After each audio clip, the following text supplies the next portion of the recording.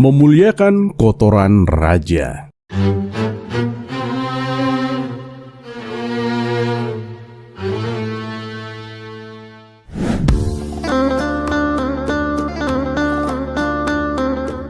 Assalamualaikum warahmatullahi wabarakatuh. Semoga semua kebaikan terlimpah kepada kita semua. Amin ya rabbal alamin. Pernahkah kamu membayangkan seseorang bisa lolos dari hukuman mati hanya karena alasan konyol tentang kotoran manusia? Ya, di zaman keemasan Baginda Raja Harun ar-Rasyid, sebuah pelanggaran protokol kerajaan yang menjijikan hampir saja membuat kepala Abu Nawas melayang.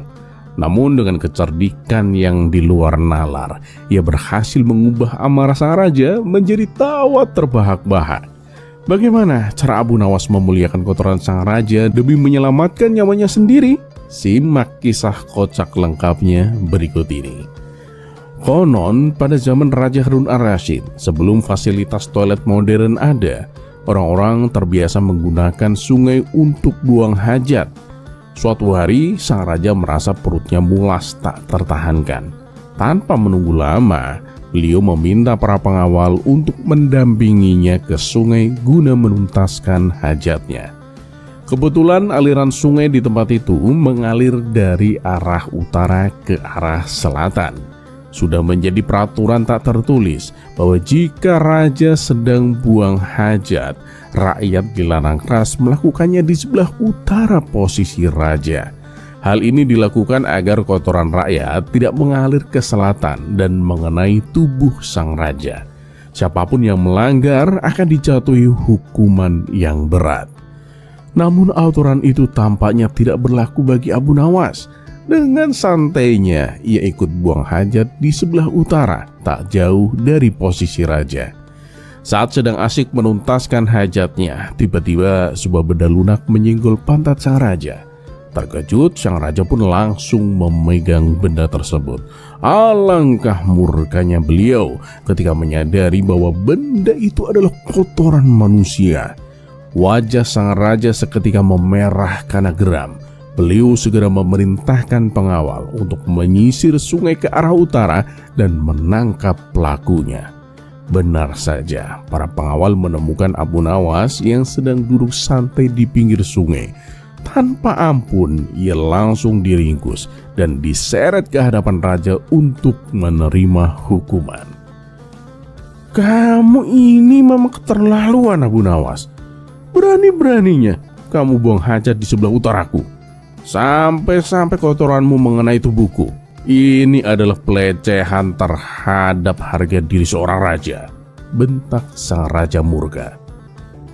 "Maaf Paduka, tunggu sebentar," potong Abu Nawas dengan tenang.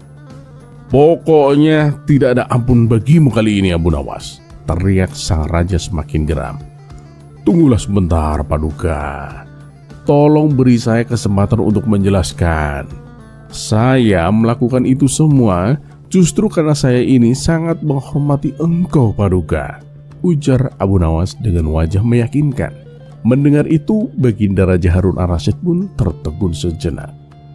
"Perbuatan menjijikan seperti itu kamu bilang menghormatiku? Bagaimana logikanya?" tanya sang raja keheranan. "Begini Paduka yang mulia, selama ini setiap kali Paduka berjalan, baik bersama rakyat maupun pengawal, tidak ada satupun dari kami yang berani mendahului langkah Paduka.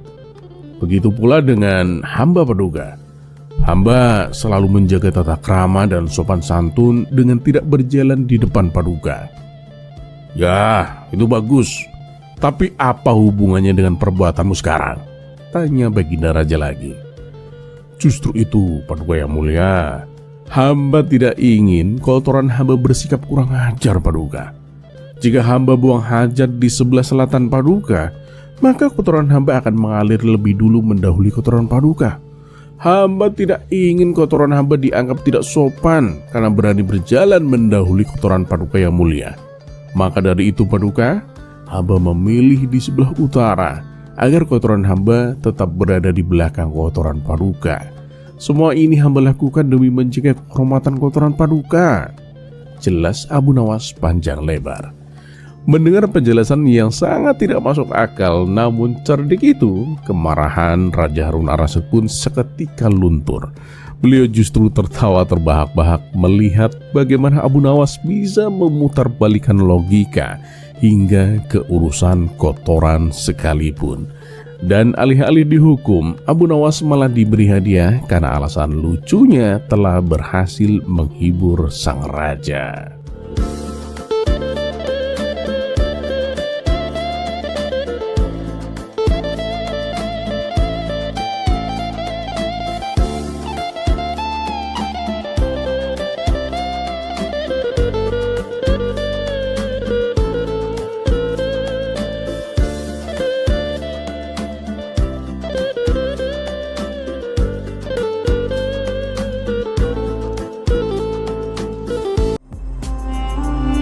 Kisah selanjutnya, iman lawan maut.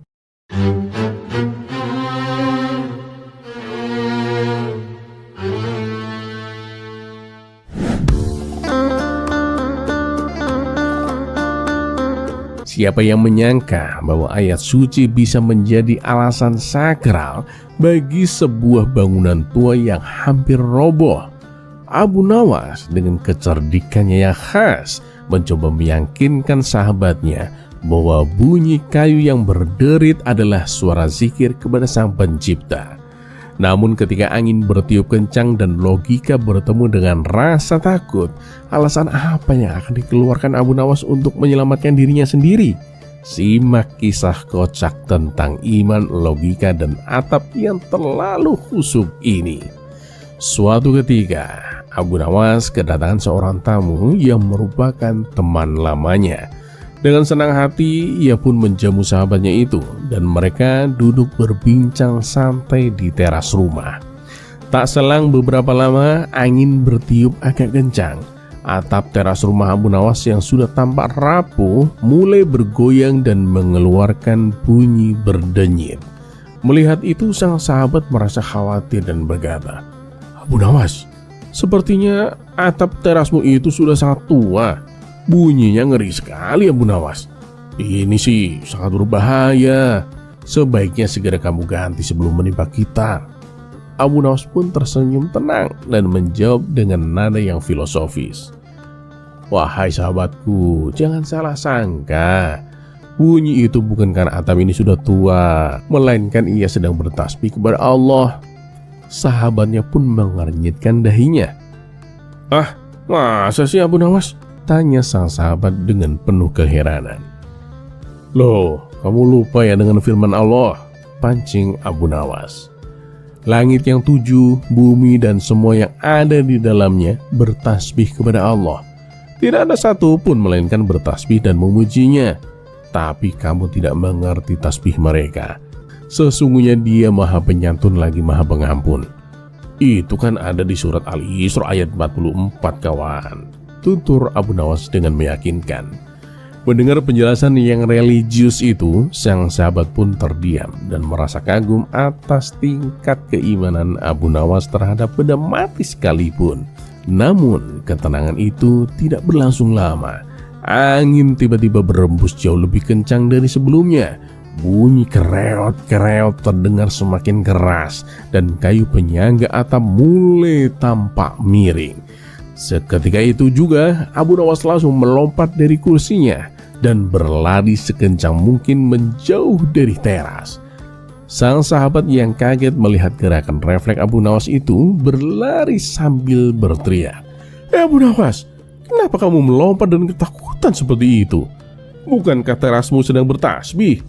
Sambil terus berlari menjauh, Abu Nawas menyahut, "Justru itu aku ketakutan. Aku khawatir jika atap itu semakin khusyuk bertasbih, dia akan langsung bersujud ke lantai."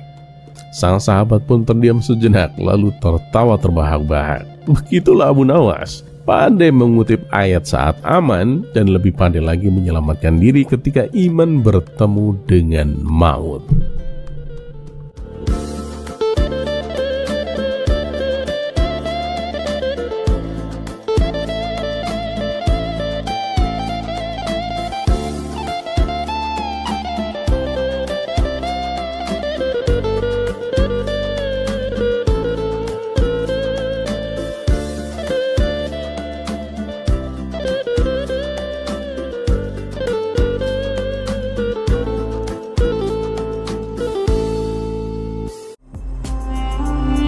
kisah selanjutnya.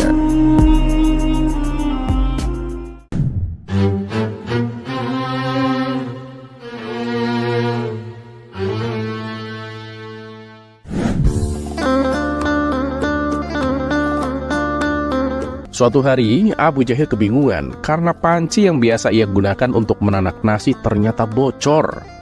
Karena itu ia memutuskan untuk meminjam panci dari tetangganya yang baik hati, si Hasan. Hasan sering membantu orang lain yang membutuhkan. Tanpa ragu, ia meminjamkan pancinya kepada Abu Jahil. "Hei kawan, bolehkah aku meminjam pancimu?" tanya Abu Jahil. "Oh ya boleh dong Abu Jahil. Memangnya kenapa dengan pancimu?" tanya Hasan. "Tadi pas aku mau menanak nasi, pancinya rusak," jawab Abu Jahil. Hasan pun meminjamkan pancinya kepada Abu Jahil. Namun namanya juga Abu Jahil. Setelah meminjam barang, ia tidak segera mengembalikannya. Baru setelah seminggu berlalu, Abu Jahil mengembalikan panci tersebut kepada Hasan.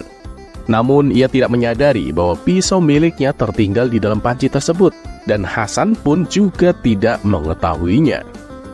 3 hari kemudian, saat Hasan hendak menggunakan panci, ia menemukan pisau di dalamnya. "Ini pasti punya Abu Jahil ini, sebaiknya aku kembalikan kepadanya," pikir Hasan. Ia pun segera bergegas menuju rumah Abu Jahil. Saat itu Abu Jahil sedang dibuat geram karena ayam-ayamnya mati dimangsa seekor musang. Kejadian itu terjadi tepat di depan matanya. Meski ia sudah mencoba mengusir musang tersebut, musang itu malah berbalik menyerangnya. Abu Jahil pun terpaksa berlari menyelamatkan diri. Ketika sedang merenungi kejadian semalam, datanglah Hasan membawa sebilah pisau. "Abu Jahil, pisaumu tertinggal di rumahku," kata Hasan. "Oh ya? Kenapa bisa ada di rumahmu?" tanya Abu Jahil. "Ya, tempo hari waktu kamu mengembalikan panci, pisaumu tertinggal di dalamnya," jawab Hasan. Mendengar hal itu, muncullah niat licik pada diri Abu Jahil. Ia mendapatkan ide untuk menuntut ganti rugi atas musibah kematian ayam-ayamnya. "Nah, berarti gara-gara kamu nih, ayam-ayamku dimangsa musang," bentak Abu Jahil, membuat Hasan heran. Bukannya berterima kasih, Abu Jahil malah memarahinya. "Maksudmu apa Abu Jahil? Kenapa kamu menyalahkanku?" tanya Hasan tak mengerti. "Tadi malam seekor musang memakan ayam-ayamku. Andai saja pisauku ini segera kamu kembalikan, musang itu pasti bisa kubunuh, dan aku tidak akan kehilangan ayam-ayamku," kata Abu Jahil. Hasan pun semakin bingung mendengar cerita Abu Jahil yang aneh itu. Padahal Abu Jahil sendiri yang salah karena meninggalkan pisau di dalam panci. Hasan mencoba membela diri, tetapi Abu Jahil bersikeras bahwa Hasan harus bertanggung jawab. "Aku tidak mau tahu, pokoknya kamu harus mengganti semua ayam-ayamku yang telah mati," tegas Abu Jahil. Hasan yang takut dengan Abu Jahil akhirnya memilih menuruti permintaannya. Ia pun memberikan sejumlah uang sebagai ganti rugi kepada Abu Jahil. Selepas Hasan pergi, Abu Jahil merasa senang karena mendapatkan uang pengganti atas ayam-ayam yang mati dimakan musang. Dan keesokan harinya, Abu Nawas datang ke rumah Hasan. Ia juga ingin meminjam panci milik Hasan. "Aku nggak bisa Abu Nawas," kata Hasan menolak permintaan Abu Nawas. Mendengar hal itu, Abu Nawas pun terkejut. "Kamu kenapa Hasan? Kok sekarang jadi pelit begini? Apa aku harus menyewanya agar kamu dapat uang?" tanya Abu Nawas. "Bukan begitu, tapi aku nggak ingin kejadian kemarin terulang lagi Abu Nawas," jawab Hasan. "Memangnya apa yang telah terjadi Hasan?" tanya Abu Nawas penasaran. Hasan pun kemudian menceritakan peristiwa antara dirinya dengan Abu Jahil. Setelah mendengar cerita Hasan, Abu Nawas berkata, "Oh, jadi karena itu. Emang benar-benar kurang ngajar banget si Abu Jahil. Nggak bisa dibiarin ini. Kamu harus membalas perlakuannya, Hasan." "Aku nggak berani Abu Nawas. Nanti yang ada malah dia menghajarku," jawab Hasan. "Jangan khawatir Hasan, aku akan membantumu. Orang seperti dia harus diberi pelajaran agar tidak berbuat sewenang-wenang kepada orang lemah sepertimu," tutur Abu Nawas. Abu Nawas pun kemudian menyusun rencana untuk membalas perlakuan Abu Jahil. Hasan, jika kamu ingin uangmu kembali, kamu harus menuruti perkataanku, perintah Abu Nawas. Hasan pun mengangguk tanda setuju. Besoknya Abu Nawas menyebarkan kabar bahwa Hasan tiba-tiba menjadi gila. Kabar ini dengan cepat menyebar ke seluruh penjuru kota Baghdad. Beberapa warga yang kenal dengan Hasan merasa kasihan, sementara yang lain merasa penasaran. Mereka pun bertanya kepada Abu Nawas apa yang menyebabkan Hasan menjadi gila. Semua itu karena ulah Abu Jahil, jawab Abu Nawas. Sontak para penduduk yang mendengar menjadi geram dan menghujat Abu Jahil. Dalam waktu sehari, nama Abu Jahil menjadi bahan pergunjingan. Akhirnya kabar ini sampai juga ke telinga Abu Jahil. Tidak terima dengan fitnah yang beredar, ia mengadu kepada Tuan Hakim. Abu Jahil menuntut agar Abu Nawas dipenjara dan membayar ganti rugi karena telah mencemarkan nama baiknya. Abu Nawas pun dipanggil ke ruang sidang, dan singkat cerita, datanglah Abu Nawas memenuhi panggilan Tuan Hakim. Woi Abu Nawas, apa benar kamu menyebarkan berita bahwa Hasan menjadi gila gara-gara Abu Jahil? Tanya Tuan Hakim. Benar, Tuan Hakim yang mulia, jawab Abu Nawas. Abu Jahil yang tidak terima meminta Abu Nawas untuk menunjukkan buktinya. Mana buktinya kalau Hasan telah gila? Tanya Abu Jahil. Baik, aku akan buktikan sekarang, jawab Abu Nawas. Ia kemudian mengundang Hasan untuk memasuki ruangan sidang. Di situ Hasan bertingkah seolah-olah menjadi orang gila. Ini buktinya, yang mulia. Hasan telah gila gara-gara Abu Jahil, jelas Abu Nawas. Abu Nawas, bisa saja kan dia berpura-pura gila. Dan aku juga tidak merasa melakukan itu, protes Abu Jahil. Keduanya pun bertengkar hebat dan tidak ada yang mau mengalah. Guna meredam situasi, Tuan Hakim menyuruh mereka untuk berhenti. Diam, ini bukan pasar. Ini adalah ruangan sidang. Saya harap kalian berdua mau menghormatinya, ujar Tuan Hakim dengan tegas. Baiklah Abu Nawas, sekarang beritahu aku, kesalahan apa yang diperbuat oleh Abu Jahil sehingga membuat Hasan menjadi gila? Tanya Tuan Hakim. Begini yang mulia, seminggu yang lalu Abu Jahil meminjam panci kepada Hasan. Tapi ia tak segera mengembalikannya. Akibatnya selama beberapa hari Hasan tidak bisa menanak nasi dan terpaksa hanya memakan dedaunan. Itulah yang menyebabkan Hasan menjadi gila yang mulia, terang Abu Nawas. Mendengar cerita yang tidak masuk akal itu, Abu Jahil pun tertawa. Yang mulia, ini jelas mengada-ngada. Apa hubungannya panci dengan penyakit gila? Lagi pula, jika nggak ada panci, dia kan bisa memakai kuali. Mana ada orang yang tidak makan nasi menjadi gila? Saya minta Abu Nawas segera dihukum yang mulia, dan membayar ganti rugi kepadaku karena dia telah mencemarkan nama baikku, tuntut Abu Jahil. Tuan Hakim sependapat dengan Abu Jahil. Ia menyalahkan Abu Nawas atas perbuatannya. Kamu ini ada-ada saja Abu Nawas. Apa nggak ada cerita lain yang lebih masuk akal? Sindir Tuan Hakim. Tunggu dulu yang mulia, jawab Abu Nawas. Mendadak seisi ruangan sidang menjadi hening. Semua mata tertuju ke arah Abu Nawas. Sekarang aku mau tanya, apakah tidak ada alat lain selain pisau untuk membunuh musang? Katanya hanya gara-gara pisau tertinggal di panci tetangga, seseorang tidak bisa membunuh musang. Akibatnya tetangga itu disuruh membayar ganti rugi karena ayam-ayamnya mati dimangsa seekor musang. Apakah itu masuk akal? Kata Abu Nawas dengan penuh percaya diri. Mendengar hal itu, Tuan Hakim menjadi heran dan penasaran. Loh, memangnya ada orang seperti itu? Siapa orangnya? Tanya Tuan Hakim. Itu dia orangnya, yang mulia, jawab Abu Nawas sambil menunjuk ke arah Abu Jahil. Seketika Abu Jahil pun menjadi gemetaran dan wajahnya menjadi pucat pasi.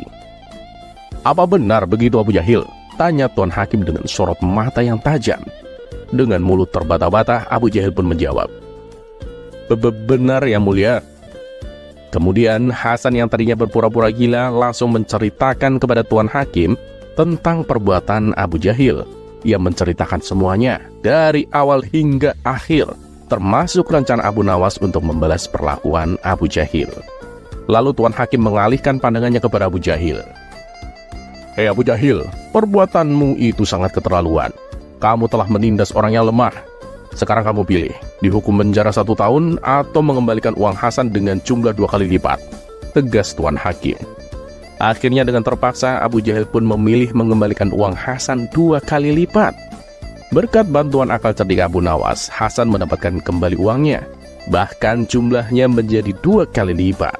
Sejak saat itu Abu Jahal tidak lagi berani berbuat sewenang-wenang kepada Hasan. Kisah selanjutnya.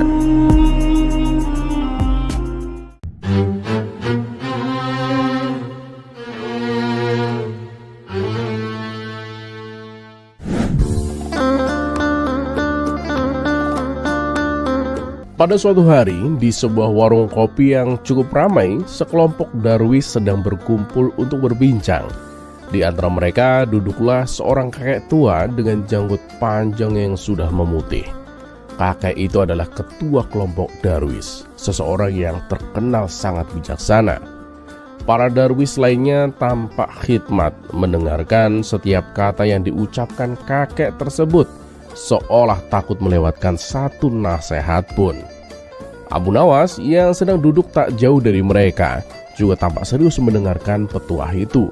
Meskipun tatapan matanya sesekali tampak jahil seakan-akan sedang merencanakan sesuatu. Kakek darwis itu memulai memberikan nasihatnya. Untuk hidup yang bahagia, ingatlah, segala sesuatu di dunia ini harus dibagi dengan adil. Perlakukanlah orang lain dengan kasih sayang yang sama tanpa pilih kasih. Seorang darwis yang duduk di sebelah kiri dengan ekspresi ragu tiba-tiba angkat bicara. "Guru, aku tidak yakin apakah itu mungkin dilakukan. Rasanya tidak masuk akal menghormati anak kecil dengan cara yang sama seperti kita menghormati orang tua. Itu sulit, Guru." Kakek darwis itu tersenyum lembut dan menyahut, "Tetapi apakah kamu pernah mencobanya? Untuk memulai sesuatu yang besar, belajarlah mulai dari hal yang sederhana. Cobalah untuk memperlakukan orang-orang di sekitarmu dengan keadilan dan kasih sayang yang sama. Pasti kamu akan menemukan kebahagiaan yang sejati." Para darwis terdiam merenungi ucapan sang kakek, seakan sedang memikirkan cara untuk mempraktekkan nasihat itu dalam kehidupan mereka. Namun tiba-tiba terdengar suara Abu Nawas yang memecah keheningan. "Aku pernah mencoba hal itu," katanya dengan lantang. Sontak semua orang di warung kopi menoleh ke arah Abu Nawas dengan penuh minat. Bahkan kakek darwis pun tertarik dan bertanya, "Lalu bagaimana kebahagiaan yang kau dapatkan dari percobaan itu, Abu Nawas?" Abu Nawas tersenyum sambil mengelus janggutnya, tampak seolah-olah sedang menyusun kata-kata dengan hati-hati, tapi tetap dengan ekspresi jahil di wajahnya. "Begini, awalnya aku memang berusaha memperlakukan semua orang dengan cara yang sama. Aku punya tetangga baru, seorang janda yang cantik, baik hati dan murah senyum.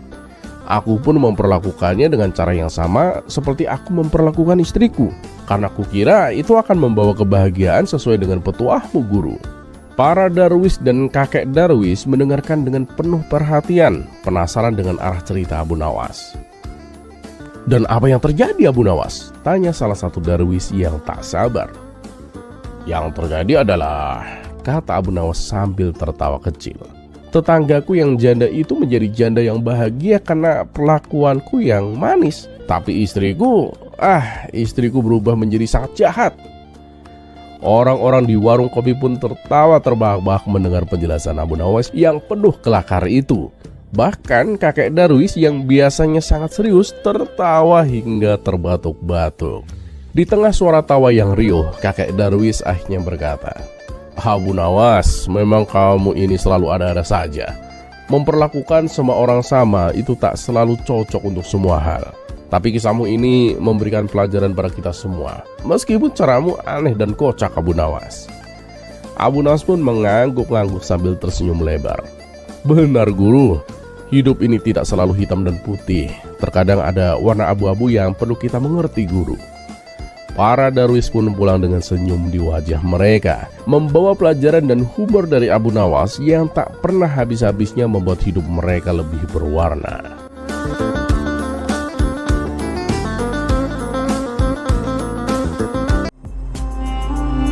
Kisah selanjutnya.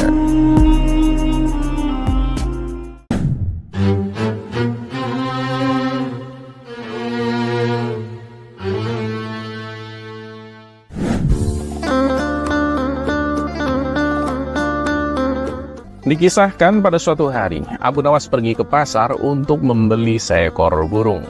Dari sekian banyak penjual burung, ada salah satu penjual yang sepi pembeli.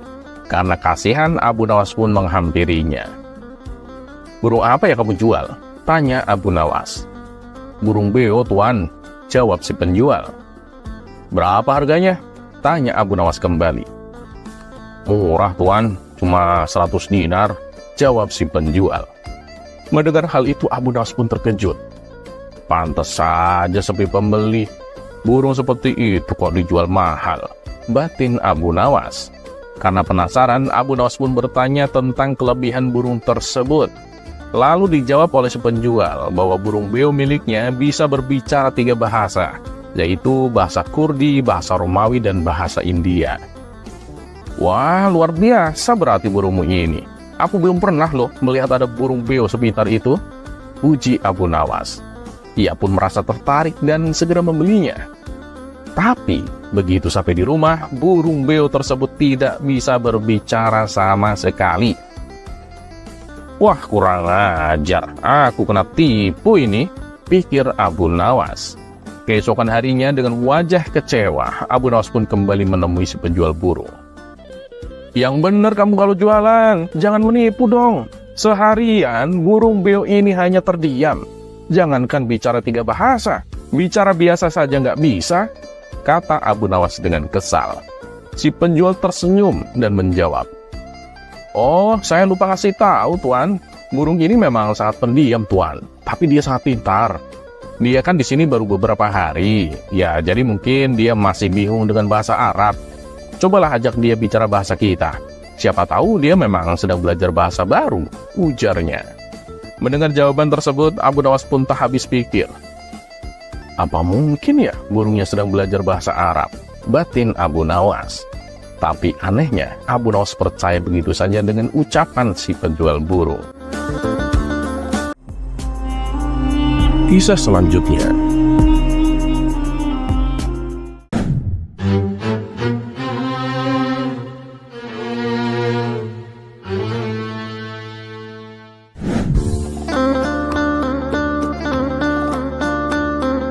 Suatu ketika, Abu Nawas dan Baginda Raja sedang duduk santai di taman istana.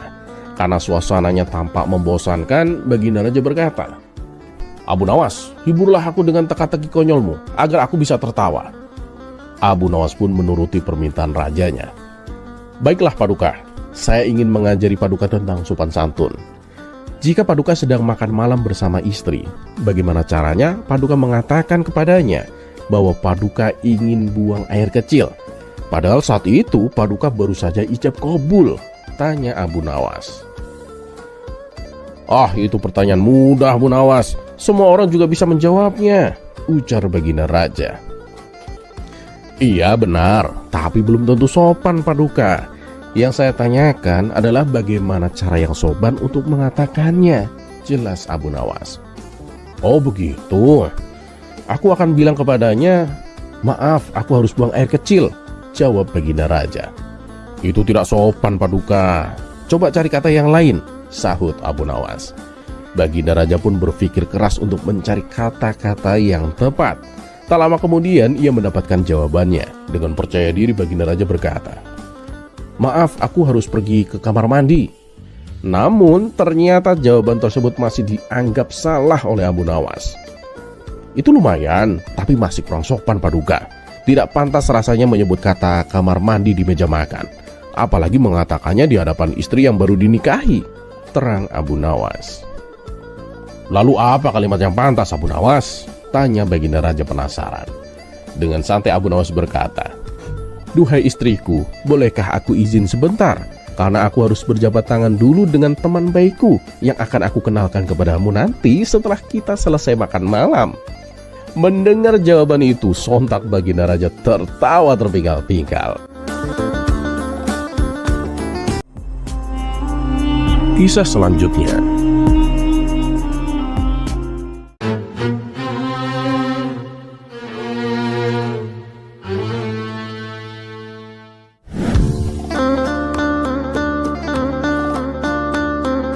Kita semua sudah tahu bahwa Abu Nawas mempunyai istri yang cantik jelita.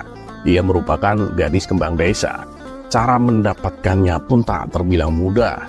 Dari berbagai macam drama doa yang Abu Nawas lakukan ketika masih bujang, ia langsung berdoa kepada Allah, meminta untuk gadis itu dijadikan jodohnya dengan langsung menyebut nama si gadis. Lama tak dikabulkan, Abu Nawas ganti strategi berdoa, meminta jodoh tanpa menyebutkan nama si gadis. Lama juga tak kunjung dikabulkan. Akhirnya Abu Nawas berdoa meminta jodoh bukan untuk kepentingan dirinya. Ia membawa-bawa ibunya.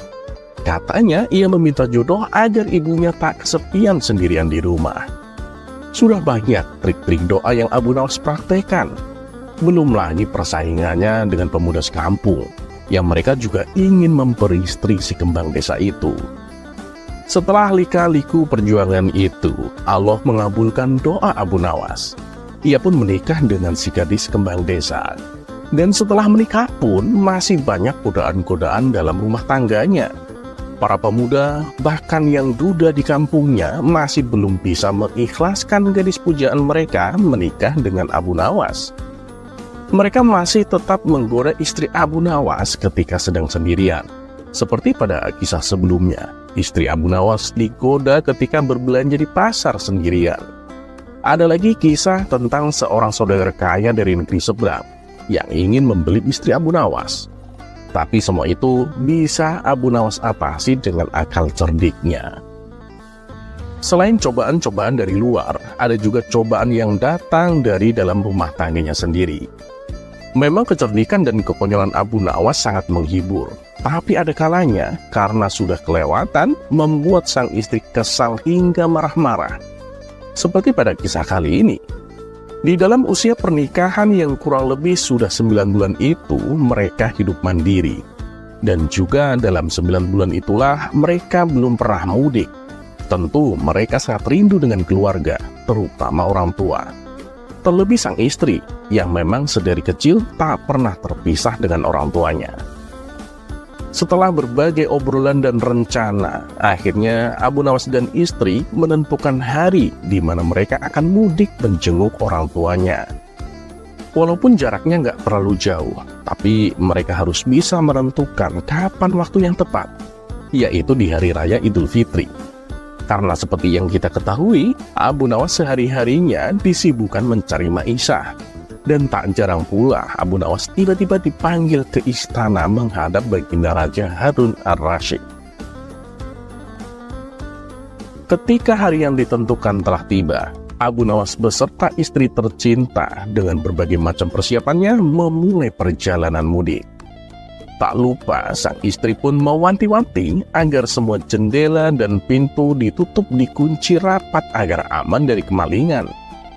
Di sepanjang perjalanan, Abu Nawas tak henti-hentinya bercerita sesuatu yang lucu, bahkan bertingkah konyol dan lucu. Hal itulah yang membuat perjalanan mereka tak terasa lama. Tahu-tahu mereka sudah sampai ke tempat tujuan. Dengan para kerabat, mereka berbincang, bercanda, bersendau gurau. Terutama kepada kedua orang tua, mereka pun sudah meminta maaf untuk segala kesalahan-kesalahannya. Tak terasa, hari sudah sore. Karena rumah orang tuanya yang sudah penuh dengan para kerabat yang kebanyakan dari jauh, tentu Abu Nawas dan istri memilih untuk tak menginap, tapi pulang ke rumah. Apalagi memang kampung di mana Abu Nawas tinggal sedang marak-maraknya kasus pencurian. Perjalanan pulang mereka walaupun cukup melelahkan tapi terasa singkat. Ketika di depan rumah, sang istri kaget melihat pintu rumahnya sudah terbuka. Bergegas ia masuk ke dalam dan mendapati seisi rumah berantakan. Ternyata rumah mereka kemalingan. Dan beberapa barang berharga hilang di kasak maling itu, termasuk gelang mas kawin pemberian dari suaminya. Inilah yang membuat sang istri marah. Ditambah lagi ia mendapati gembok pintu yang tak terpasang. Tandanya memang pintu itu tak dikunci gembok oleh Abu Nawas. Kamu ini gimana sih? Aku kan sudah bilang berkali-kali. Pintu semua dikunci, digembok. Ini malah gemboknya tidak dipasang. Teriak sang istri dengan emosi. Abu Nawas yang menyadari kesalahannya hanya bisa terdiam. Omelan sang istri tak henti sampai di situ saja. Ia terus menyalahkan suaminya itu dengan suara yang tinggi. Kegaduhan inilah yang membuat para warga mendatangi rumah mereka. "Kalian ini kenapa? Ada apa? Kok ribut-ribut?" tanya salah satu warga. "Ini loh suamiku, padahal udah diwanti-wanti, pintu dikunci, malah nggak dikunci. Udah tahu di sini rawan maling," kata istri Abu Nawas dengan masih emosi. Beberapa warga mencoba untuk menenangkan Abu Nawas dan istri, tapi tak sedikit pula yang ikut berkomentar. "Gimana sih Abu Nawas? Udah tahu mau pergi lama, malah nggak dikunci," kata salah satu warga. "Iya nih, tahu sendiri di sini rawan maling, malah nggak dikunci. Payah Abu Nawas," sahut yang lainnya. Dan masih banyak lagi omongan-omongan warga yang menyalahkan Abu Nawas. Karena mendapat banyak tekanan inilah, Abu Nawas kemudian merespon. "Kok kalian semua menyalahkanku?" tanya Abu Nawas dengan sedikit kesal. "Loh, siapa lagi kalau bukan kamu? Kamu nggak ngunci pintu sih," balas mereka. "Iya, jangan aku doang lah yang disalahin. Salahin juga itu malingnya. Aku kan cuma lupa nggak ngunci pintu. Sedangkan si maling itu yang mencurinya. Dialah yang paling bertanggung jawab," balas Abu Nawas. Mendengar omongan Abu Nawas itu, warga yang tadinya gaduh menjadi diam. Ada yang berpikir, ada yang berbisik satu sama lain membenarkan ucapan Abu Nawas. Mereka pun akhirnya membubarkan diri masing-masing. Termasuk istri Abu Nawas sendiri yang tadinya emosi ngomel-ngomel menjadi tenang. Malah heran dan tertawa melihat para warga yang diam tak berkutik karena kecerdikan kata-kata Abu Nawas. Akhirnya malam itu Abu Nawas dan istri terpaksa tidur dengan kondisi rumah yang masih berantakan. Sudah sebulan berlalu semenjak rumahnya kemalingan. Abu Nawas tampak duduk santai di depan rumahnya menghirup udara pagi yang cerah. Istri setianya kemudian membuatkan kopi panas untuk suami tercintanya. Setelah hari agak menjelang siang, sang istri lantas siap-siap pergi belanja ke pasar. Dan karena sebulan lalu rumahnya sempat dimasuki pencuri, sang istri lalu berpesan kepada Abu Nawas. "Suamiku, ingat ya, awasi terus pintu rumah penuh kewaspadaan. Jangan sampai lengah. Jangan biarkan seorang pun yang tak kamu kenal masuk ke dalam rumah. Jangan sampai kita kemalingan lagi." Setelah menyeruput kopi panas, Abu Nawas menjawab, "Oh, tenang istriku, jangan khawatir. Aku akan selalu mengawasi pintu kita." Maka pergilah sang istri belanja ke pasar. Beberapa lama kemudian datanglah mertua Abu Nawas. Abu Nawas dengan sigap langsung menyambut kedatangan mertuanya itu. "Abu Nawas, mana istrimu?" tanya sang mertua. "Dia lagi pergi belanja ke pasar," jawab Abu Nawas. "Oh ya sudah, aku cuma mau ngabarin. Nanti sore kita sekeluarga akan kesini. Susul istrimu dan katakan padanya supaya nanti sore jangan pergi kemana-mana," tutur sang mertua. Begitu mertuanya pergi, Abu Nawas mulai berpikir, istriku menyuruh untuk menjaga pintu, sedangkan mertuaku menyuruh untuk menyusul istriku. Abu Nawas pun menjadi bingung karena tak mungkin bisa menjalankan dua amanat tersebut sekaligus. Sedangkan ia tak mau disebut sebagai suami yang tak bertanggung jawab. Ia juga tak mau disebut sebagai menantu yang tidak berbakti kepada mertuanya. Setelah bingung memikirkan jalan keluarnya, Abu Nawas akhirnya membuat satu keputusan yang cukup berani. Ia melepaskan pintu dari engselnya, kemudian menggotongnya dan pergi menyusul istrinya di pasar.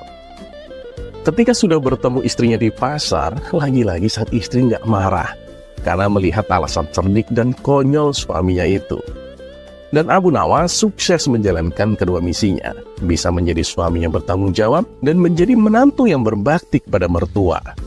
Dan untungnya rumah Abu Nawas yang ditinggal dengan tak ada pintunya sama sekali nggak kemalingan. Bukannya nggak diintai maling, tapi malingnya berpikir kalau pintu rumahnya terbuka, berarti yang punya rumah ada di dalam.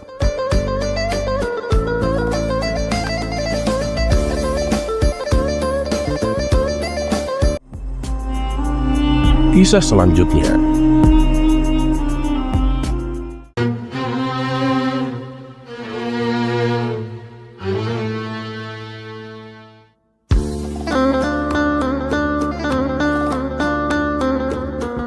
Abu Nawas memang seringkali memberikan pelajaran yang berharga hanya melalui cara yang sederhana.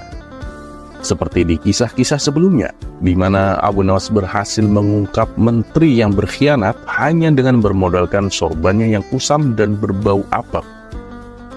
Begitu pula saat Abu Nawas mengungkap misteri di balik pencurian yang marak terjadi. Ia berhasil menemukan pelakunya hanya bermodalkan kayu. Dan pada kisah kali ini, Abu Nawas memberikan pelajaran berharga untuk Baginda Raja hanya dengan media segentong air. Kisah ini bermula ketika Baginda Raja akan berburu di hutan. Kala itu, Baginda Raja memerintahkan para pembantunya untuk menyiapkan semua peralatan dan perbekalan untuk selama berburu. Berbeda dengan acara berburu sebelumnya, kali ini Baginda Raja mengajak serta Abu Nawas. Kemudian Baginda Raja meminta Abu Nawas untuk membantunya membawakan perbekalan. Di situ Abu Nawas dipersilahkan memilih sendiri barang yang akan dibawanya. Tanpa pikir panjang, Abu Nawas justru memilih gentong tempat air minum yang cukup besar. Baginda Raja dan para prajurit heran dengan pilihan Abu Nawas. Bahkan ada beberapa orang yang menertawakannya. Mereka menganggap Abu Nawas bodoh, karena Abu Nawas lebih memilih gentong air yang besar dan berat, padahal masih banyak barang lain yang lebih kecil dan ringan. Rasa penasaran pun hinggap di benak Baginda Raja. Baginda Raja tahu betul bahwa Abu Nawas bukanlah orang yang bodoh. Tapi kenapa Abu Nawas justru memilih barang yang berat? Pasti ada maksud di balik pilihannya. Baginda Raja lalu bertanya kepada Abu Nawas, "Ya Abu Nawas, kenapa kamu pilih barang bawaan yang paling berat?" Mendengar pertanyaan itu, Abu Nawas hanya tersenyum dan kemudian membalas, "Ya nanti Paduka juga akan tahu sendiri." Karena tidak mau berlama-lama, Baginda Raja pun memerintahkan pasukannya untuk mulai perjalanan.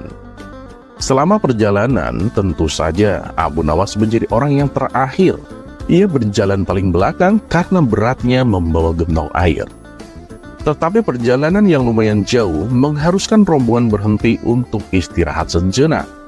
Di saat itulah mereka membutuhkan air untuk menghilangkan rasa dahaganya. Tentu saja Abu Nawas menjadi orang yang paling dicari karena Abu Nawas yang membawa perbekalan air minum. Setelah perjalanan dilanjutkan, gentong air yang dibawa Abu Nawas mulai berkurang isinya dan menjadi lebih ringan. Abu Nawas pun tak lagi berjalan di belakang. Ini ia berjalan di tengah-tengah para rombongan. Setelah istirahat kedua, ketiga, dan seterusnya, gentong air yang dibawa Abu Nawas pun semakin berkurang. Sampai kemudian gentongnya kosong sama sekali. Karena gentongnya yang berisi air sudah kosong, tentu saja Abu Nawas meninggalkannya. Sehingga Abu Nawas pun bisa berjalan di samping Baginda Raja di barisan terdepan. Melihat hal itu, Baginda Raja Harun ar-Rasyid tersenyum. Kini Baginda Raja telah mendapatkan jawaban atas pertanyaan yang diajukan sebelum berangkat itu. "Kamu memang cerdik Abu Nawas," ujar Baginda Raja dalam hati.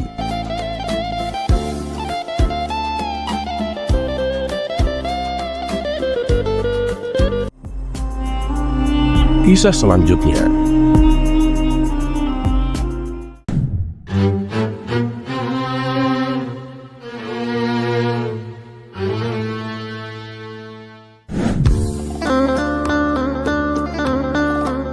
Kisah kecerdikan Abu Nawas memang seakan tidak ada habisnya. Kali ini ia kembali mengerjai seorang pencuri yang hendak mencuri di rumahnya. Pada suatu malam, saat Abu Nawas sedang tidur pulas, ia dikagetkan oleh suara berisik dari ruang tengah rumahnya.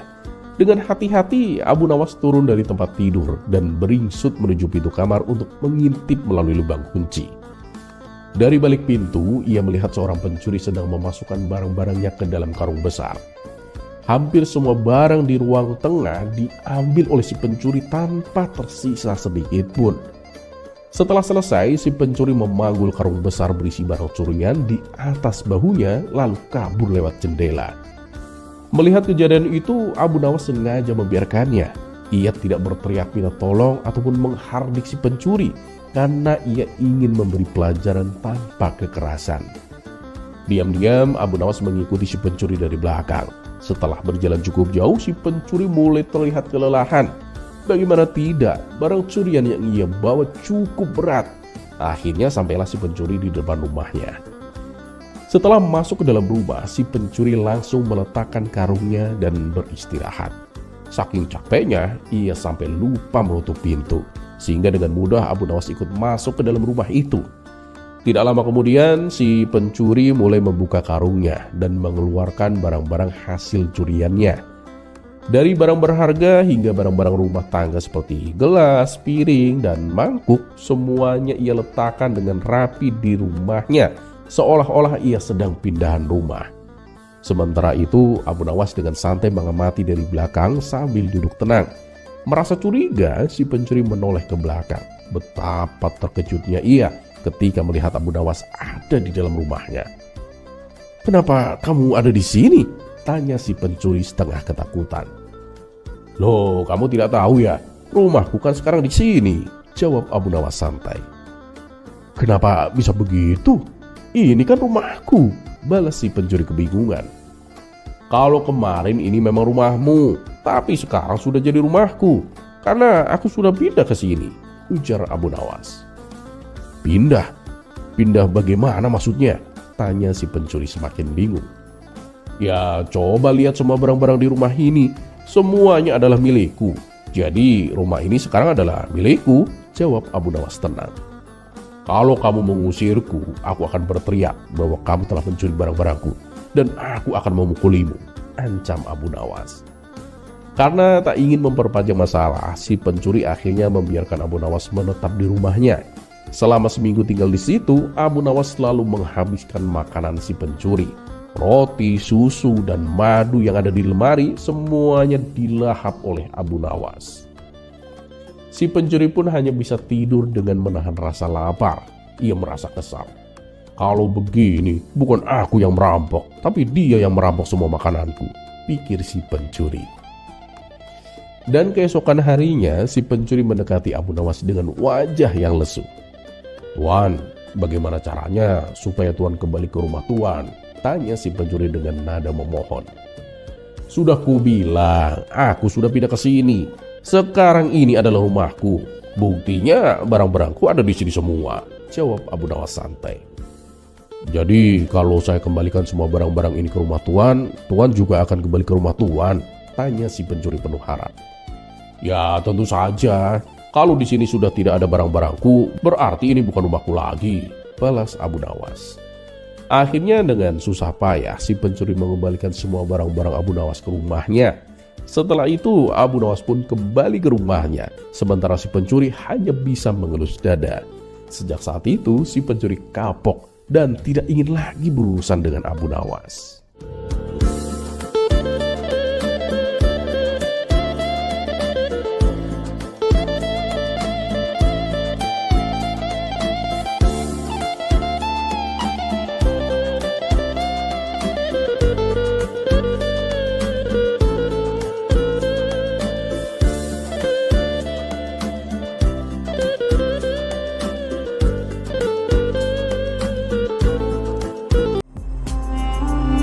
Kisah selanjutnya.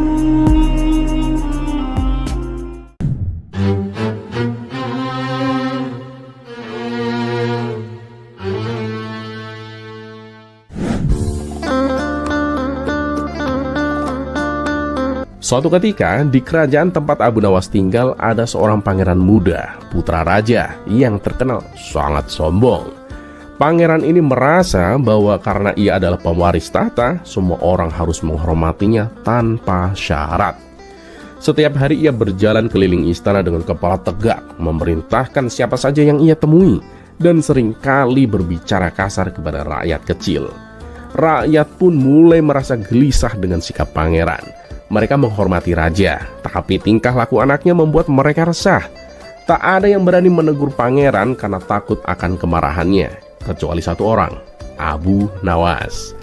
Abu Nawas yang mendengar kabar tentang kelakuan pangeran ini dan merasa bahwa sudah saatnya seseorang mengajarinya pelajaran. Tapi tentu saja Abu Nawas tidak akan menegur dengan cara biasa. Dia punya rencana yang cerdik. Jadi suatu pagi ketika pangeran sedang berjalan dengan angkuhnya di halaman istana, Abu Nawas datang menghampirinya dengan senyum lebar. "Wahai pangeran yang agung, izinkan hamba yang hina ini untuk memberikan hormat yang pantas bagi tuan." Pangeran yang memang menyukai pujian tersenyum puas. "Akhirnya ada yang tahu caranya menghormatiku. Teruskan, Abu Nawas." Abu Nawas pun segera bersujud dengan berlebihan di depan pangeran hingga kepalanya menyentuh tanah berkali-kali. "Pangeran, hamba sangat kagum dengan keagunganmu. Hamba mendengar bahwa pangeran adalah orang yang paling cerdas, paling kuat dan tentu saja paling baik hati," katanya sambil menahan senyum. Pangeran yang tidak menyadari sindiran halus Abu Nawas semakin membusungkan dada. "Oh, tentu saja. Aku ini adalah pangeran.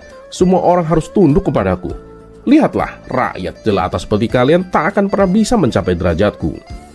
Abu Nawas pun berdiri dengan perlahan dan berkata, Pangeran, apakah pangeran tahu ada seorang raja yang lebih agung daripada pangeran di kerajaan ini?" Pangeran pun langsung terkejut. "Siapa yang berani lebih agung dariku? Aku putra raja, aku pewaris tahta." Abu Nawas pun berpura-pura terkejut. "Oh, maafkan hamba pangeran. Hamba pikir pangeran sudah tahu. Raja yang lebih agung itu adalah kambing milik penggembala di desa sebelah." Pangeran pun tersinggung dan marah. "Kambing? Bagaimana bisa seekor kambing lebih agung dariku?" Abu Nawas pun tersenyum tipis dan berkata dengan tenang, "Coba lihatlah pangeran, kambing itu tidak pernah sombong. Ia bekerja keras setiap hari, memberi susu kepada pemiliknya tanpa mengeluh. Nah, sementara itu pangeran hanya berjalan-jalan menyombongkan diri tanpa memberi manfaat apapun bagi rakyat. Bukankah itu berarti kambing lebih mulia, pangeran?" Pangeran pun terdiam, mulutnya terbuka tapi tak ada kata yang keluar. Abu Nawas pun melanjutkan, "Pangeran, kekuasaan tidak datang dari gelar ataupun keturunan. Kekuasaan datang dari kebaikan hati, dari sikap rendah hati, dan dari bagaimana kita melayani orang lain." Sadar bahwa dirinya telah dipermalukan dengan bijak oleh Abu Nawas, pangeran pun menundukkan kepalanya. Untuk pertama kalinya ia merasa malu atas kelakuannya. "Abu Nawas," katanya dengan pelan, "terima kasih telah menyadarkanku. Aku telah sombong, Abu Nawas, dan itu adalah kesalahan besar bagiku." Abu Nawas pun tersenyum hangat. "Ingatlah pangeran, orang yang paling agung adalah orang yang paling rendah hati. Jangan biarkan kekuasaan membuatmu lupa siapa dirimu sebenarnya." Dan sejak hari itu, pangeran pun berubah. Ia mulai ramah pada rakyat, mendengar keluhan mereka, dan belajar menjadi seorang pemimpin yang bijaksana. Dan tentu saja, Abu Nawas menjadi salah satu penasihat kepercayaannya, bukan karena kelicikannya, tapi karena kebijaksanaannya dan humornya.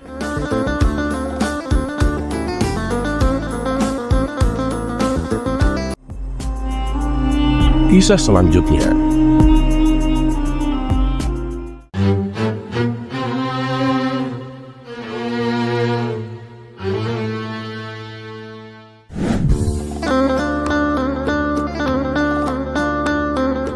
Siapa yang tak kenal Abu Nawas, tokoh fenomenal dari Baghdad yang terkenal dengan kecerdikannya? Setiap kali ia dihadapkan pada masalah, jawabannya selalu membuat orang tertawa terpingkal-pingkal. Suatu hari ketika Abu Nawas berada di istana, Baginda Raja mencoba menggodanya dengan sebuah pertanyaan jebakan. Hari itu sang raja baru saja membuat peraturan yang baru. Barang siapa yang berkata jorok di dalam istana akan dihukum penjara selama sebulan. Baginda Raja tersenyum licik lalu berkata, "Hai Abu Nawas, menurutmu tempat kita berasal itu seperti apa?" Pertanyaan ini jelas sebuah jebakan.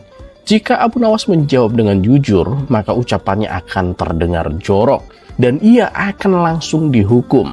Namun kecerdikan Abu Nawas tak perlu diragukan. Dengan tenang ia menjawab, "Ketahuilah Paduka, tempat itu adalah suatu tempat yang sangat menakutkan."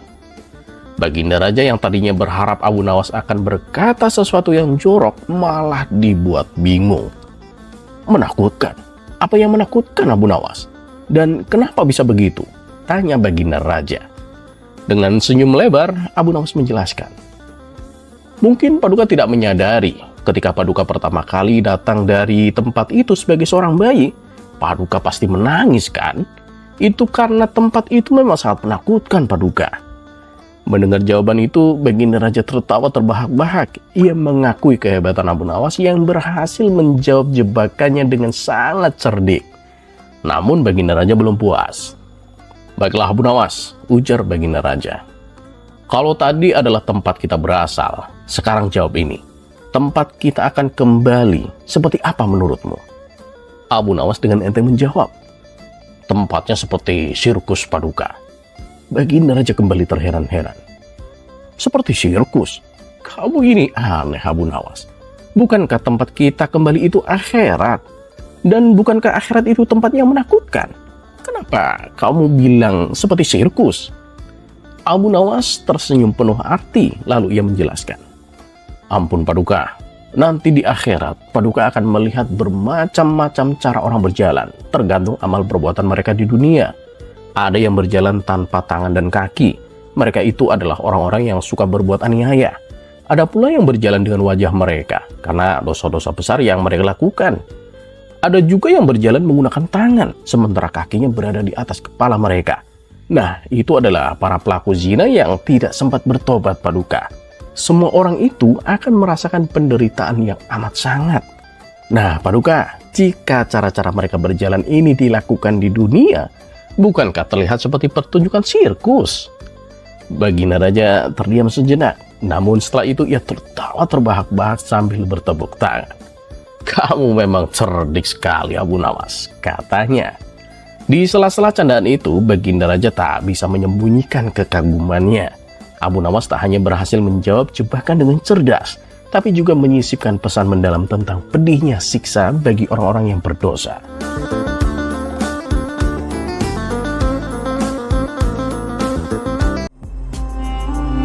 Kisah selanjutnya.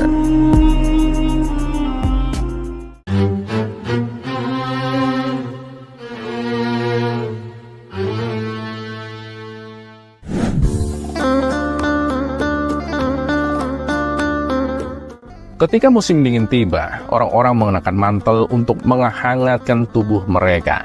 Namun berbeda dengan Abu Nawas, ia masih mengenakan pakaian seperti hari-hari biasanya, karena ia tak punya uang untuk membeli mantel. Hingga suatu malam, ketika Abu Nawas pergi ke masjid, ia bertemu dengan Abu Jahil di tengah jalan. Abu Nawas, cuaca kan sangat dingin sekali, kenapa tidak pakai mantel?" tanya Abu Jahil. Mendengar pertanyaan tersebut, Abu Nawas hanya tersenyum. Jika ia menjawab yang sebenarnya, Abu Jahil pasti akan semakin meledeknya.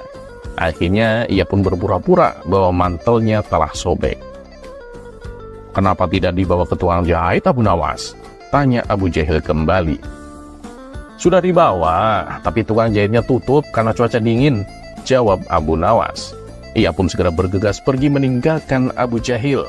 Dengan kecerdikannya, Abu Nawas berhasil menghindari ledekan lebih lanjut dari Abu Jahil.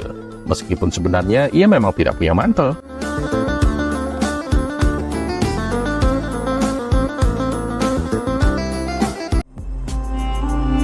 Kisah selanjutnya.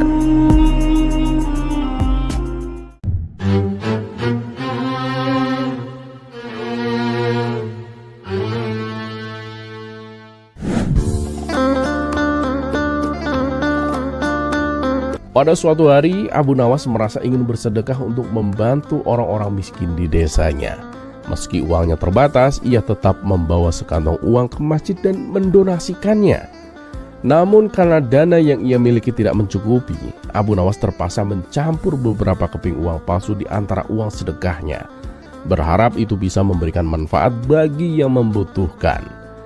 Beberapa waktu kemudian, seorang penjaga masjid yang tengah memeriksa uang sedekah menemukan beberapa keping uang yang tampak mencurigakan.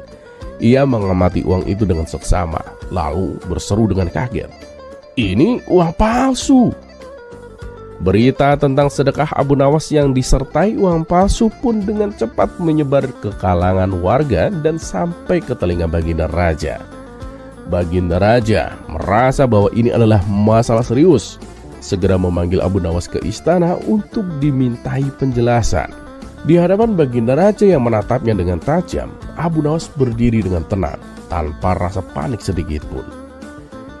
Abu Nawas, apakah benar kamu bersedekah dengan uang palsu? Apa maksudmu melakukan hal ini? Tanya Baginda Raja dengan suara yang penuh wibawa. Abu Nawas tersenyum kecil, lalu menjawab dengan tenang. Ampun Paduka, bukankah yang terpenting dalam sedekah adalah niatnya? Saya hanya ingin membantu orang lain Paduka. Uangnya kan tak tahu dia asli atau palsu. Yang penting niat saya ikhlas Paduka. Baginda Raja tampak semakin tak sabar dengan jawaban ini. Abu Nawas, niat saja tidak cukup. Uang palsu itu tidak bisa digunakan, dan itu bisa menimbulkan masalah. Kamu harus bertanggung jawab atas tindakanmu ini Abu Nawas. Namun Abu Nawas tetap tenang dan menjawab, Paduka yang mulia, saya ini kan hanya mengikuti nasihat lama Paduka, yaitu jika memberikan sedekah jangan sampai tangan kiri tahu apa yang dilakukan oleh tangan kanan. Jadi saya pun tak tahu kalau ada uang palsu di sana Paduka.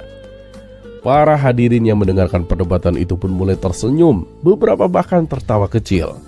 Mereka kagum dengan kecerdikan Abu Nawas yang selalu punya jawaban untuk setiap masalah, meski terlihat aneh sekalipun. Baginda Raja hanya bisa menggelengkan kepala sambil menahan tawa. Akhirnya ia berkata, Abu Nawas, kamu memang selalu punya cara untuk berkilah. Namun lain kali pastikan tangan kanan dan kirimu sepakat untuk hanya bersedekah dengan uang asli ya. Abu Nawas pun tersenyum lebar dan mengangguk. Dengan riang ia pun meninggalkan istana sambil berkata dalam hati, setidaknya sedekahku hari ini membawa kebahagiaan dan menjadi cerita lucu untuk semua orang.